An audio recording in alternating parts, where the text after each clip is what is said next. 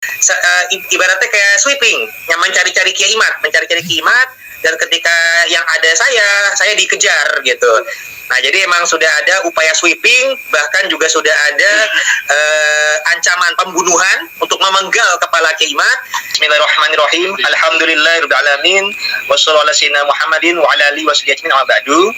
Saya Tubagus Mogi Nur Fadil, selaku Wakil Ketua PWI Laskar Sabilah, Perjuangan Wali Songo Indonesia Laskar Sabilillah. Saya bersama dengan beberapa dulur kita. Di samping kanan saya, ini ada Kiai Ihsan. Beliau juga Dewan Sesepuh PWI dan juga merangkap sebagai Ketua MWCNU Roy Surah MWCNU Cikarang Utara. Dan juga ada di samping kiri saya, ini salah satu korban persekusi.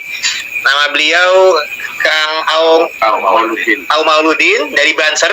Juga di samping beliau ada Ki Anom, ini Panglima PWI Laskar Sabilillah Jawa Barat. Dan juga ada Kiai Asep selaku tuan rumah kami sedang ada di Pondok Pesantren Manbau Hulu sebagaimana tempat transit dari rencana lokasi acara yang kita akan datangi. Juga ada Kang Renaldi selaku panitia juga di Kerawang. Juga di sebelah kanan tadi ini juga ada beberapa, yang ini nih yang ada korban juga santri NU yang menjadi korban persekusi dari kelompok preman radikal pendukung Kadip. Nanti juga ada santrinya beliau juga, ada supir ya, yang mengamankan juga dari ini. Jadi saya jelaskan kronologinya ya, Kiai.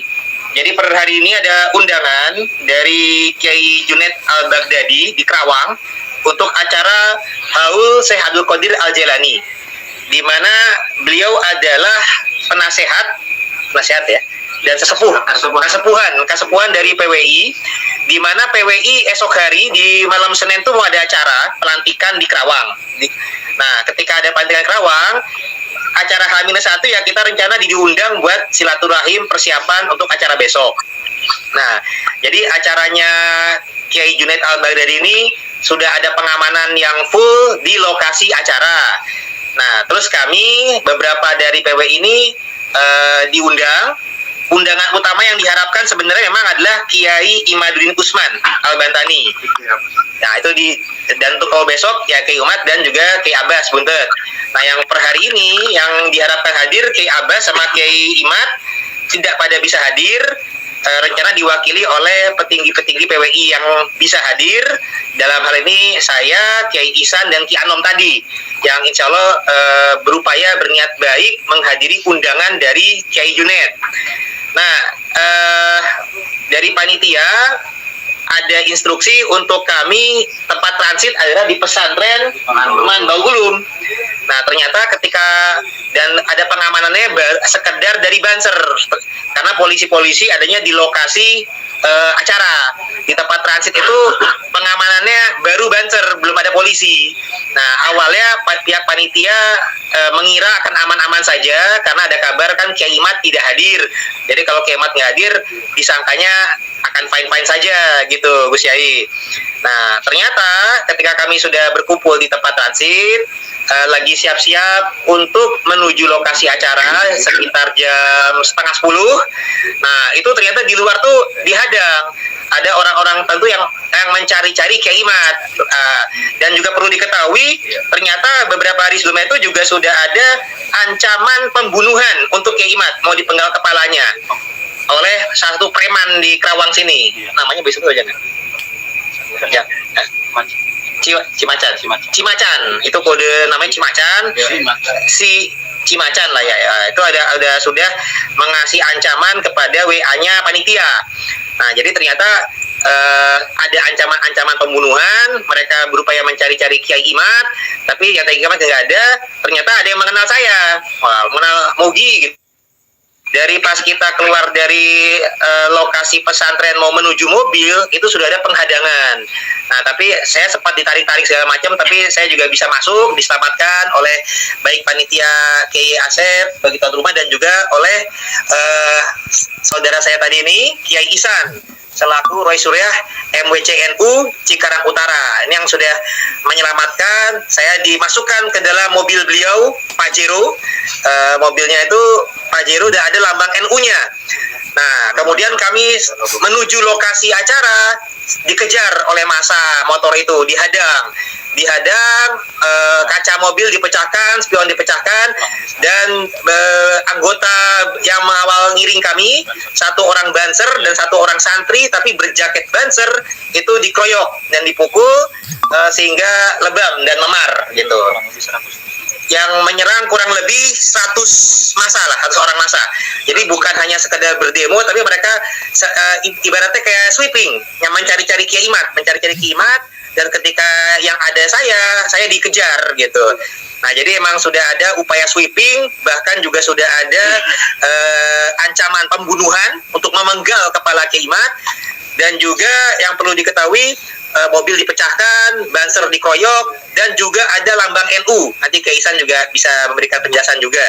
Jadi ini benar-benar gerakan yang radikal dan juga sifatnya mengarah ke teroris, bahkan ini mirip-mirip komunis. Nah, jadi ini kita sangat prihatin karena kita diundang adalah untuk ke acara agama, acara haul Syekh Abdul Qadir Jailani.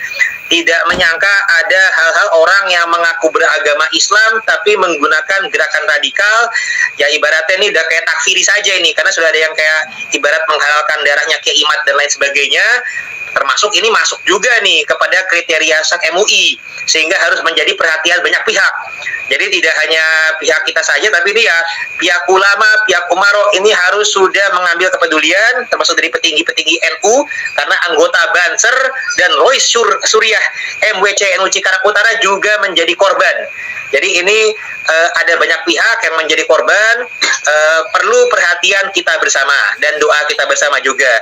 Jadi insya Allah kami juga sudah mulai komunikasi dengan pihak keamanan, dan insya Allah kita meskipun ada persekusi ini tidak akan gentar untuk terus meneruskan lanjutkan perjuangan. Kita mendukung kajian tesis Kiai Ma'ruf Usman. Kita juga mendukung bahwasanya para petinggi, para ulama ini terus untuk bersuara. Jangan takut, jangan gentar, bahwasanya para kabid dan para gerakan radikal pendukungnya ini tetap harus diwaspadai. Mereka sudah banyak melakukan penyesatan di masyarakat, bahkan sudah kami teliti 5 diantaranya masuk kepada kriteria SAK MUI. Mereka mengajarkan gerakan radikalisme. Jadi di kepolisian, deradikalisasi itu penting untuk bergerak, dan ini kita harus menjadi perhatian bersama-sama. Mari kita bersuara bersama-sama. Hal-hal ini tidak bisa didiamkan saja. Dan juga bukti ini juga menjadi konspirasi kelompok Habib, karena ternyata upaya persekusi ini direkam oleh pihak mereka dan disiarkan juga oleh Sayyid Bahar bin Smith Official. Artinya ini Bahar bin Smith dan kroni-kroninya ini terlibat dalam upaya berencana. Sudah sistematis. Jadi ini bukanlah karena kalangan warga Kerawang yang ibaratnya antipati, tapi ini sudah sistematis. Kelompok mereka berupaya memframing seakan-akan Kiai Imat ini ditolak warga dan lain sebagainya. Padahal tidak ada undangan ceramah untuk Kiai Imat, hanya kita ini diundang oleh Kiai Junaid untuk hadir ke acara haul beliau, sedangkan acara utama adalah besok di PWI ada pelantikan di Pulau Bata Kerawang. Dan insya Allah acara pelantikan PWI juga terus akan berjalan. Kita tidak gentar dalam membela kebenaran dan keadilan. Nah, dari saya demikian dulu, dilanjutkan oleh yang lain dulu nih, Kiai Isan dan juga korban yang lain, kita berikan kesempatan untuk bersuara. Terima kasih. Ya, Isan. Assalamualaikum warahmatullahi wabarakatuh. Waalaikumsalam warahmatullahi wabarakatuh. Kalau ada pertanyaan juga silakan.